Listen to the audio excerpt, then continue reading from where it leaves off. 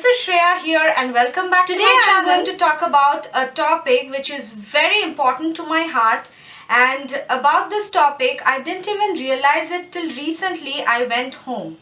That is the reverse culture shock. I feel so out of place in my own home nowadays, and recently I discovered that I have changed a lot over the years, and not even my friends or family know about it, and even I didn't know about it myself till I discovered it this time I went home, or the last few times I was going home. Okay, I have been staying in Bangalore for the last 8 years, and initially I was very skeptical of Bangalore. I didn't like anything here. I didn't like the constant habit of people working day in and day out. I didn't like the food. I didn't like the people. I didn't like the place where I was staying at. I was staying at a PG when I was working, and I didn't like anything. Like, basically I was extremely homesick. I'm a single child of my parents, and my parents used to do everything for me. Coming from that part, doing all of your chores alone, I just couldn't bear it. But then it has been over 8 years I have been in Bangalore, and I feel that West Bengal is not my place anymore. I feel a complete outsider and a total stranger in West Bengal. I feel this is my home. Namma Bengaluru. I was a lot less independent when I was at home. Even my relatives treat me the same way, like my neighbors, my relatives, my family treat me the same way, like how I used to be when I left home. But they don't realize the fact that I have changed a lot over the years. I have grown up a lot over the years. Especially last time when I went on trip, the thing is, I was more aware of the finances, of the money that was spent, and I can do so many things of the house by myself. People were really surprised that you can do this. I mean, this is the question, this confused look on their face that I got. You can do this, Shreya? And so I thought, I have been doing this for so many years. What's the, why people are so confused? That time I realized that things have changed over the past 8 years a lot. The second culture shock is, here in Bangalore the population is huge and the land cost is also huge, so the apartments are getting tinier, whereas there normally the buildings are very old, particularly for our parents, because they are staying in the ancestors' house and the houses are pretty old, so they are like spread over a huge land. So I'm not used to that extra space anymore. I have been living a somewhat minimalistic life, and when you are living in a tiny space, you have to adopt minimalism, or else you will clutter your whole space. So before buying anything, I'm like, they want to give me stuff. I'm like, no, I don't have space for this. I don't know where to keep this. When I'll go home, I have to declutter, and all these things were there in my mind. And what I realized, that at least in terms of my family, they are used to shopping like every alternate month, but I don't do that. Even if I do that, I have this thing in mind that I have to declutter my old clothes. So basically I am leading a life of minimalism because of the tiny space, and I am loving it. And over the years, which started as a necessity, has become a habit for me now. Even if you give me a huge space, I don't think I can go back to leading a life of materialism and consumerism, relatively. And so this thing is huge. Like, initially going from one room to the other was itself an exercise for me, because my legs were getting tired, and I'm like, what's happening to me? It's a workout in itself just to roam around the entire house. Some of the houses even had stairs, so I didn't need an extra workout in that case. Okay, now coming to the next point, in Bangalore I have learned to do everything on my own. So what I can say is, I have actually adulted in Bangalore, I have grown up in Bangalore, and when you have so many experiences in one city, like I have got all experiences in this city. I found my husband, and I have had many sad experiences which have grown me as a person. I have seen corporate challenges, I have seen corporate achievements, and over the years, when you and I have given birth to my baby in this town, and I have brought him up, like he's now 5 years old. I have spent my initial motherhood days in this city. So when you have shared so many experiences in one city, and you by yourself, you just, it's very hard not to call that city your home, if you know what I mean. One more thing which I noticed is the portion size of food. Whenever I order food here, the portion size is very, it's like proper for one person. And whenever I used to order food over there, or I used to buy food over there, they used to give a huge portion. It was like for one person, it would be enough for 2 or 3 people. So I was like, whoa, whenever I ordered one mutton curry over there, I'm like, oh, what's happening? This is huge. This is huge. So yeah, that was another culture shock which I got. And the next thing is homesickness. Whenever I used to go to my hometown, I used to, like, West Bengal is of course my childhood place where I grew up in. Initially I was very excited, like I have come home. Obviously I'm excited for my parents, but then after few days I used to feel homesick. That is Bangalore, my home. I used to crave to go back to my home, and even though I have to do everything alone on my own here, but I don't know why did I even feel that homesickness. I don't know if it's even normal to feel that way, but yes, I do feel homesick when I am in West Bengal. I think it also had to got with the location where I stayed at, and it was in a small town and there was not many things which you could do. It's not that I completely enjoy myself here. Here also I live a very normal life, but I could do things if I wanted to do things. You know, that makes the difference.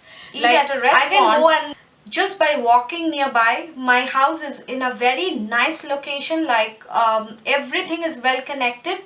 Even if I don't have my vehicle, I can just catch a bus and go anywhere, and the buses are very frequent here. I don't have to think like I have to get out of the house at this time only to catch the bus. It's not that.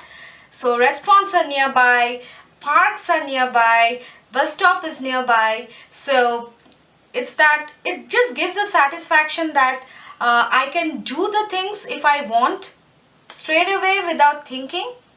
And the dissatisfaction there that if I have to do something, I have to plan it out. The next point is most of the cousins with whom I grew up are already grown up now.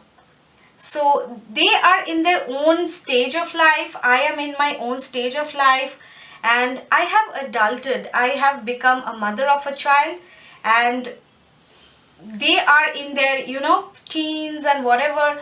So obviously the thought process and the rapport is not that much when you were a child, and the friends are also not there. Even if the friends are there, they are busy, they are grown up, they have kids, so things are not the same anymore. I mean, when I was little, even if you knock the door of my friends, they used to come out, but now it's not the same thing anymore. Here also, surprisingly, most of my friends, school and college friends, are in Bangalore. So I could hang out with them if I wanted to without even going to my hometown. And the effort is same. Even here, they are all busy. We have to plan it out, and sometimes plans don't work out. We have to wait for 2-3 weeks, 1 month even to plan a meetup. And it's same there. So there's nothing different in the hometown, that you'll be meeting your old friends and family and whatnot. So maybe that's why I feel more homesick. It feels so God weird knows. because West Bengal is my hometown. I mean, that's where I grew up in. I never thought I'd ever feel My like that. hometown. And my parents are also getting older, so they are not in the prime of their health as well. And that's the reason, I mean, I feel very sad, and that's the only thing which makes me, I feel, go to my hometown. That's a very strong statement, but I don't think I mean, you never know where life will take me, of course, but I don't think I'd be that much interested in going home if my parents were not there. I feel they are the only motivating factors for me to go there. And I mean, Western Ghat, South India is a huge, huge place where you can travel to. There are so many places, like if you just type weekend getaway, you can just go take a car and drive and go somewhere. There are so many places I want to explore South India. I have already explored so many places, but I want to explore the places which are not there as a tourist spot. You know what I mean? Like completely raw nature. Normally the places which are there in websites are all well connected. They have road, they have all the facilities. So somewhere down the line you don't get that raw nature feeling. And the best of our places which have ever been were actually by accident. Some of the waterfalls that we actually found were by accident, did not have any connectivity to go down, and we have taken that risk to go down, and it gave us immense joy and achievement. So I want to explore the whole of South India before I start exploring other parts of the country. And I mean, it has got so much to offer to me.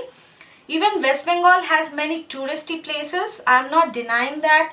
But the main drawback is the weather. You cannot just pull up a car and go to a place because of the weather.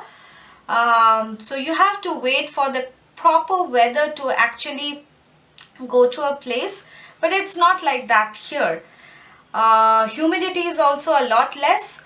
So I mean, I feel more comfortable here, traveling here, and I am a travel freak sort of person.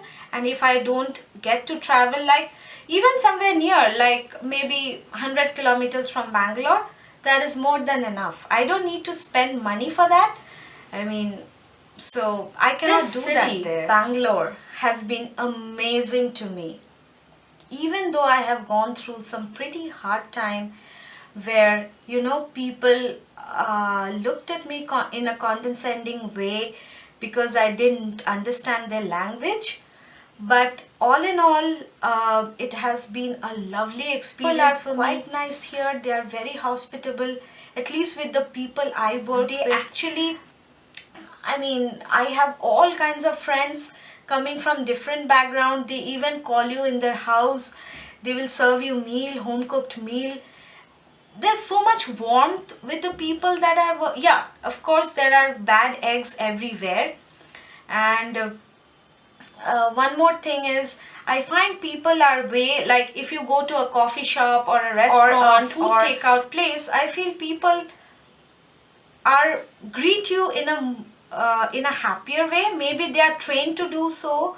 Maybe they put on a fake smile, but I feel more comfortable that way. It feels good. Even though it's a fake smile, it feels good to be greeted that way. And I feel people are a little bit more rude. People are a little short of patience there. I'm not generalizing, but that has been my experience all in all. So, like, if you ask one question, they might in a very straight manner. Maybe they will give you a sarcastic answer. They really do. They really speak sarcastically most of the times. So that's there. And especially when you're having a hard day, the last thing you want in life is to have sarcasm. So I have experienced life in the city, and if you have experienced so much at one place, that place is worthy enough to be called your home. I feel very connected after living 8 years in Bangalore. I feel very independent. I have my life, my work, everything here, and presently I'm at a very happy space. Here people are very much broad-minded. They are open to all kinds of careers, if you know what I mean, like YouTubing and all that. So I'm living in my tiny apartment, doing the things that I'm passionate about, and I'm living my life to the fullest. And being away from what I have right now, if I ever have to move back, it would definitely make me feel sad. Will I get used to the new life? Probably yes. But yeah, it will definitely take away a huge part of my life. And right now I do not want to move anywhere in the whole world, as I'm at a very happy place right now. But of course, I never say never, because this is life. You never know what might happen tomorrow. And back at home, I've seen people complain about few stuff so much, and I don't complain about them anymore. Maybe I've come terms to life and I've become more patient, and also I have started expecting a lot from people. Like I had an experience there where I went to a shop to buy sari, and they were not like, for every single thing they were saying, don't do this, don't do that, don't do this, don't take a photo here. Okay, I mean, I'm not used to that here. I mean, nobody has ever stopped me from taking a innocent photo. I mean, even if you do that, I feel since I'm your customer, you should be putting that in the right tone. So I feel that customer service is lacking. Those things are there. And even though I have had, like, you will find many people who might have had not so pleasant experiences, and they might advise you against living here. But my experience has been a mixed bag in the beginning. Initially, I was completely anti-Bangalore. I didn't want to live here a single day. But over the years, I have started loving it, and this is my home now. So I would like to end the video on that note, and I would say to all my friends, Dhanyavada, and a little bit I would attempt at saying Kannada, that is